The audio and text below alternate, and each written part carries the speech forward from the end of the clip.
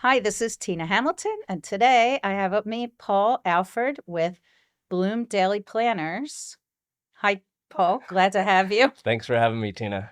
So, Paul is, of course, one of our tenured members. That's what we're talking about this year. And Paul, how long have you been a member of EO? I've been in EO now for 16 years. Wow, So yeah, 16. August 8th, You 2008. didn't remember the exact Yeah, date. You just had your anniversary not long ago. yeah. And how long have you been in business? How long have you had this business? Well, we started as Student Media Group. Okay. And I guess as we'll talk about, we kind of switched into Bloom Daily Planners, but I started my company in January 2006. Okay, so prior to EO, Correct. prior to EO, uh, and so over the 16 years that you've been in EO, your business, I imagine, has grown and changed significantly. Oh yeah, so many different changes. It's been crazy. Well, why don't you give us a high level overview and then we'll get into it of what's been happening in the planner business, which, by the way, we were chatting right before this, and I learned that planners are still very well alive and growing. I have one, and we're in the business of 15M Media, who has young people working here, all with written daily planners. So there you go, folks. They're still If, in. if you still go on Facebook, there's a bunch of planner communities. Bloom Planners has a community on Facebook, and it's Wow. alive and well. Yeah, it's awesome. I had no idea. So tell us, your business evolved. Didn't start out as a business to print planners or to design and print planners. No, so I started. I've always worked with collegiate advertising. So I graduated from Villanova. Right when I graduated, I traveled the country to different colleges and universities. I would run sales teams, and we would sell advertising to local businesses. Okay. Back then, how old it was, we sold into the university yellow pages. Like so Wow. like way back when, right? So we would sell to like the restaurant or the auto mechanic or the local store. And so we had our version of the university yellow pages. And then as that company evolved, I remember when I started, there was 5 people there. We had chicken wings and beer when we hit 500,000, and then it grew into a $20 million And you were plus this company. a business you owned or you This worked is at? this was I worked for You that were an company, employee of that and I company. Okay. learned that business, Got it. right? Got it. Got it. And then I just kind of looked at it and I was like, you know what? I think everything is about dollars and cents and the bottom line. And I don't know if they're necessarily helping people the best the way they could. I think I can do this on my own. And so I kind of went off. I never competed in the markets against them, but Okay. we started selling advertising the same way. But now instead of the university yellow pages, we put the ads in the back of day planners. And so Oh. basically, we would distribute through the off or the on campus bookstore. The planners were free for the students. And then our revenue stream was advertising from, like I mentioned, those restaurants, the local auto mechanic, the local Okay. stores, things like that. And then probably about 2010. So, I mean, in that business, we have thousands of customers. Okay. Collections is tough. We're Sure. traveling all over the country to colleges and universities. So I always tell my EO friends, if you need any advice about any college and university, hit me up. You're the I've been man. I've been all to all of them. And then one of my coworkers came to me and she's like, "Listen, why are we selling advertising? And why do our planners look like boy planners?" I'm like, "Well, what's a boy planner?" She's like, "Well, look at what we have, right? Like mascots, university logos, things like that." Dark And colors. they're like, "Can we talk to the designers and make something cute?" I'm like, "Yeah, go for it." So that was in 2010, and we never wrote a business plan for Bloom. If you told Wow. me that I would own a company that makes stationery for her desk, I would think you're crazy. But I think it's just the idea of kind of following and listening and seizing on different opportunities as they pop So up. you listened to this employee that just gave you this idea, just a thought, and it Um, changed the trajectory. in sales, we always said you have 2 ears and one mouth. Please use them in proportion. So I was always very big on listening, right? So when my coworker came to me and brought that idea, that they were like wildly excited. I'm like, why are they so excited? I'm like, maybe we should let's do this. Like, let's go for it, right? Yeah. And not thinking that it would actually take off. And to tell you the truth, this was way back when like Living Social and Groupon were happening. Oh, yeah, sure. Because we sold local advertising, we had created a Groupon-esque type site because we could Ah. leverage our local advertisers. And we were doing the day planner thing, the cute day planner thing at the same time. I never thought that would work out. But now that company is 10 times, Bloom is 10 times bigger than Student Media Group, my original company, ever was. Wow, no Yeah. kidding. Yeah. So now here you are, your business has expanded and grown significantly, right? And now it's focused on the planners and there's other things because you gave us a little. Yeah, we make everything for her desk. So Okay. Bloom stands for believe, love, observe, organize, and manifest. Wow. And our mission is to help people bloom into the best versions of themselves. Wow. So through the power of organization, everything for her desk. So we make day planners and calendars and pens and stickers and anything you would find on her desk. And then we also make planning pads. And then we've developed into different verticals like teachers, moms, whether, what even before that, like we have a wedding line, we have, pregnancy planners. And then we just started to like ask our customers questions, again, that whole listening theme. And we're like, hey, how can we help? How can we serve? And we found out there's a whole community of people called Spoonies. And these are people that have chronic illnesses. And if you just Google like Bloom's chronic illness planner, you'll find that that's a whole wild world of things that we do. And then we have our charitable efforts. And So a planner for people with chronic illnesses to track certain things or well, people that inspire have, them, people that have those challenges, they have to figure out their medications when they're right? going to go to the doctor. Like Right. they're tracking different things that happen throughout the day, so they can talk to their physician or their doctors with for that information. And like it's interesting. Like I think for Bloom, one thing that's like touches my heart is these different projects seem to find us, right? They're Okay. like, hey, have you thought about like my mom passed away in 2019. Sorry. Thank you. And my sister was having a tough time, and she's like, "Hey, why don't you guys make like a grief journal?" We're like, Oh, let's do that." oh, Right. I And love so that. she helped kind of sculpt that. We then made it into digital form. And then people were like, you know what? I'm having a tough time with like meals. Like maybe we should make a meal planning pad. We're like, yeah, let's do that. And so it's like, it's really our customer base. We have this wonderful Bloom Planner community on Facebook where we just really source a lot of different ideas. We listen with our two ears and we try to serve as best we can. Wow, that's amazing.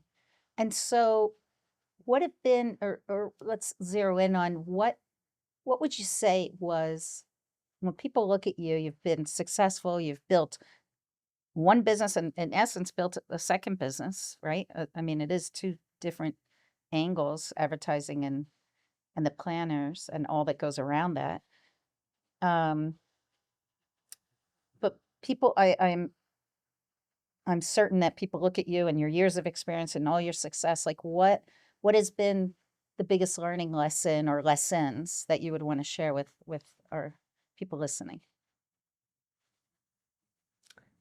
I think, I mean, I don't want to sound like a broken record, but listen to your customers, Because that right? really, that's what made you Because without your customers, you have nothing, right. right? And so one of the things I know our customers will say about Bloom is that they're like, wow, I feel seen. I feel heard. Like they really do care Hmm. about me and what it is that I'm looking for.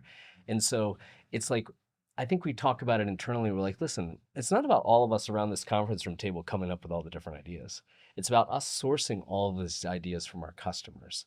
And so I think that, and then really focusing on the vision and mission. So Bloom's mission is to help people bloom into the best versions of themselves. And so everything that we do, every video you see, everything that we've kind of put out is on mission. That's our purpose Right. of why we exist as a company.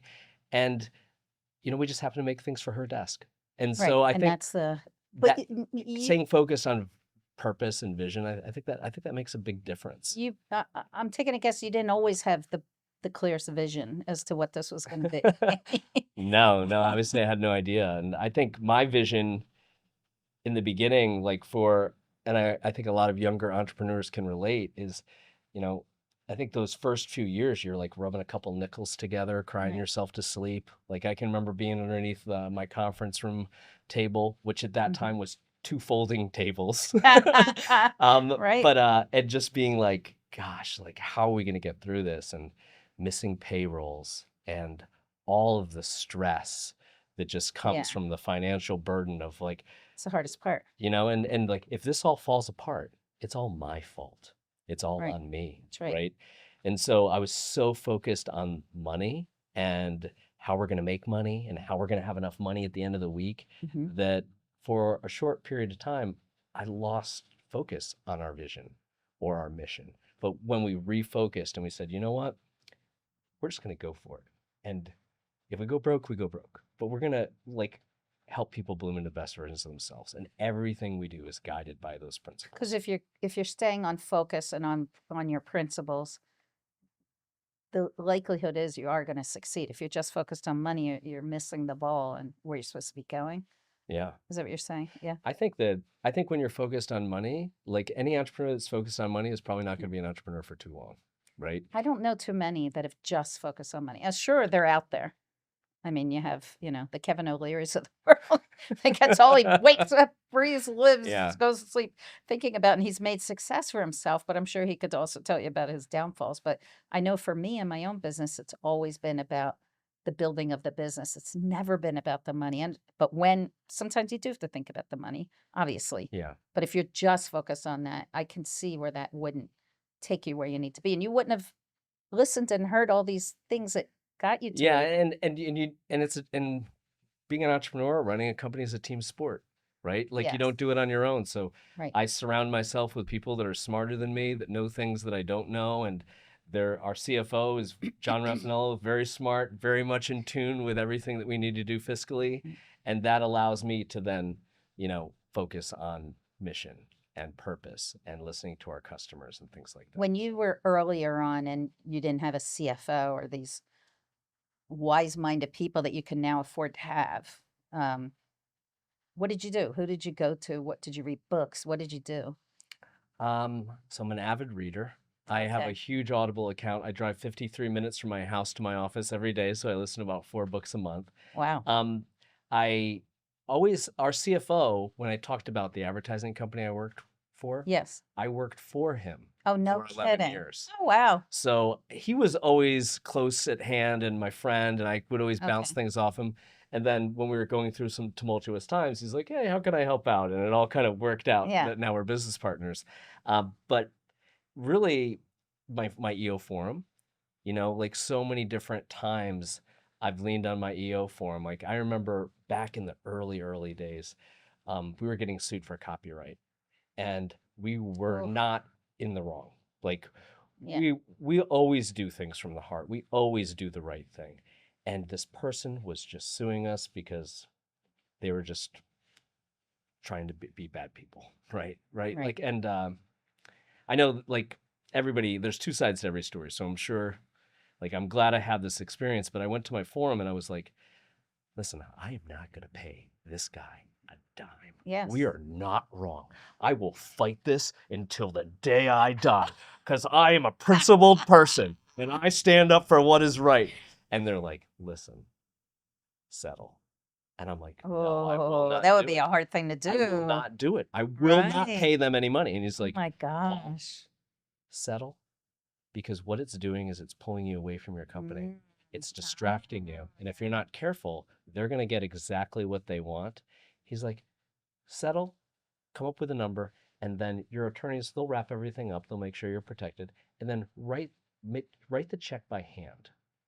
He's like, and my forum said this to me, and I'm like, well, first of all, I'm not writing a check. Second of all, Yeah. no, and then it was one of those times when everybody, you look around, you see all these successful people that you're surrounded with in EO, and I'm like, okay, I'm gonna trust. And they're like, listen, let me tell you this story. Let me share what happened here. Let me Right. tell you about how I lost 3 years of my life trying to fight this and be the right person, and Wow. all of this. And then out of it comes me writing a check. And at the time, you know, I'm emotional. I cried. I was so upset. I couldn't believe it was happening. And I look back on it and I'm like, hey, what doesn't kill you makes you stronger. And right before a breakthrough, it feels like a breakdown. And I think when you push through, that's when all the things open up for you. Right before a breakthrough, it feels like a breakdown. I love that. Yeah. That's so insightful because that is the biggest, that's the worst moment, right? The worst feeling of a moment, but then you realize it's like they say, one door closes, the other opens. Yeah. That simplifies it, but It's almost like the universe tests entrepreneurs and says, okay, Are you gonna make it? Like, let's throw all these Oh roadblocks man. anyway. Let's throw all this stuff. And if he can like barrel through this, like they'll get the rewards. But That's a great way to put it. It does feel like that sometimes. It's like, not that we're sitting here saying bring it on, but it's just it's coming whether you say it or not. And you better be tough. We were talking about that earlier, how tough you have to become. yeah, Like you have to become like steel or certain. it. I don't think it's bad things are going to come. I mean, Like that's without a the doubt, they're world, gonna come. right? It's how are you gonna handle them? That's a good point. How are you gonna navigate those waves, right? We always say like in some of the tough days of our company, I'm like, listen, this is like a roller coaster, or this is like a crazy bus where I'm the crazy bus driver. Right. We have the right people on the bus, we have the wrong people off the bus. We got to make sure everybody's in the right seats. And if I jerk the wheel to the left, instead of everybody screaming, I hope everybody can just go, wee. And just like, hey, enjoy this ride because it's going to be a little crazy, but we're going to get where we're going. That's awesome. I'm seeing the cover of a book and you driving and all the people smiling with their hands in the air like Yeah, they're on a roller coaster. Yeah. You got to trust your Such a bus good- driver. that's such Yeah. a good visual because if they do trust you, they might be a little nervous, but they're going to come along on the ride with you, right? And that's what you have to have. You have to have people on that ride. The women that are the face of Bloom, Kaylin and Michelle, have worked with me for 17 years. No kidding. Wow. They started working with us when they were like 2021. Wow. And they run the show. And I notice I haven't used the word employee. I use the word coworkers. Yeah. And I think it's maybe overused. People say like work family, but I mean I truly love them from the bottom of my heart. Yeah. Like they're the best. I can see that. Yeah. Because it does take that, right? You can't, like you said, you can't do it alone. It's not a thing you can do alone. I Yeah. can see you're emotional about that, and that's beautiful. It must be quite a relationship that you have, that they've been there that long. Yeah, we always say like it's an anomaly, right? Like Yes. how often do people in their 20s and 30s stay in one These job? days, I mean, the average resume from COO down is 2-3 years at a pop Yeah. these days. 2-3 years jump, 2-3 years jump. Just wrote a whole story on that. So I think it is an anomaly, and it says a lot for you and what you've created, and your vision and your mission about making life better for people. And I know I didn't say that exactly right, but improving lives, especially of women. It's women's desks, right? So it's women's Yep. products, or people that identify in that Yeah. category. That there has to be an authentic amount of care in that. It can't just be the paper Yeah. says one way and it operates a different way. It has to be, right? Yeah. And it goes deep. Like I grew up with a mom and two sisters. Okay. I have three daughters. I was going to say you have daughters, right? Our You're surrounded by CFO women. has three daughters. Oh, no We are the kidding. only men in the company, and otherwise our whole company are these wonderful, empowered women that Wow. are just blooming wildly. You just literally attract. Well, Paul, you're obviously a chick magnet. What can you say? I don't know about that.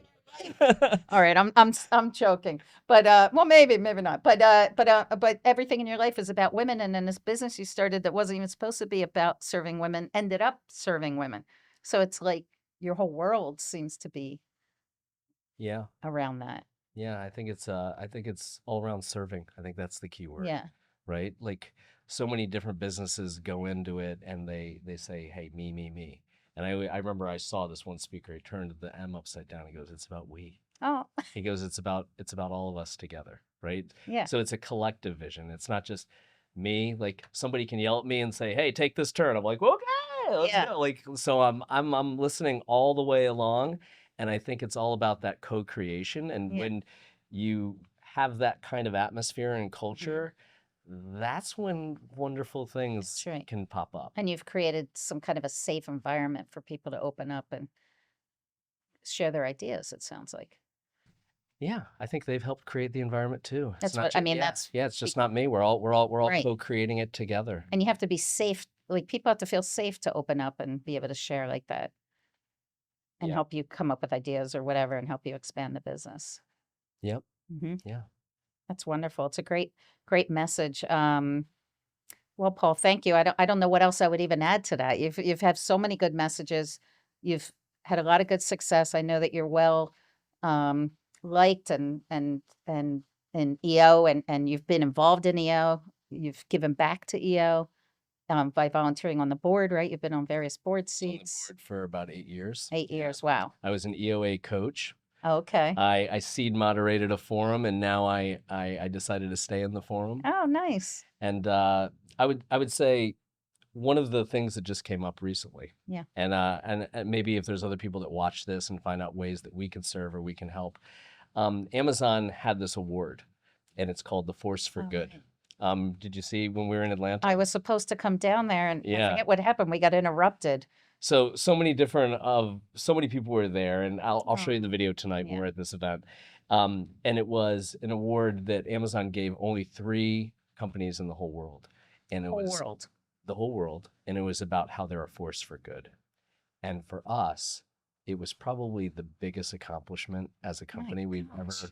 had, because it's not about revenue numbers, it's not about how many units we've sold, it's about how much good we've created.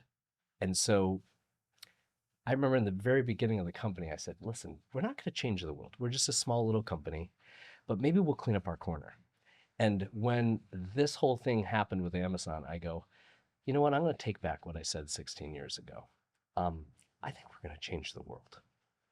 And so being a force for good means that everything that we do, everything that we look at is based on our mission, which is to inspire and empower people to bloom into the best versions of themselves. And so we received a grant from Amazon. We're so grateful for Amazon. Like I said, early FBA seller, and we've grown so much with them. And we're going to take the grant that they've awarded us and create the Bloom Foundation Oh, and find out stop. how we That's can amazing. how we can continue to help people bloom into the best versions of themselves. So if there's a way that we can help other organizations and things like that, whether it's creating products, whether it's through our new foundation, whether it's just, with other EOers, getting on the phone and sharing some advice and be like, hey, I remember laying underneath my conference room table. I don't want. I know how it goes. This is also beautiful, but I don't want to gloss over that you were one of 3 companies that got this award. Am I saying that right? Yeah. From Amazon. Think about the amount of people that sell things on Amazon.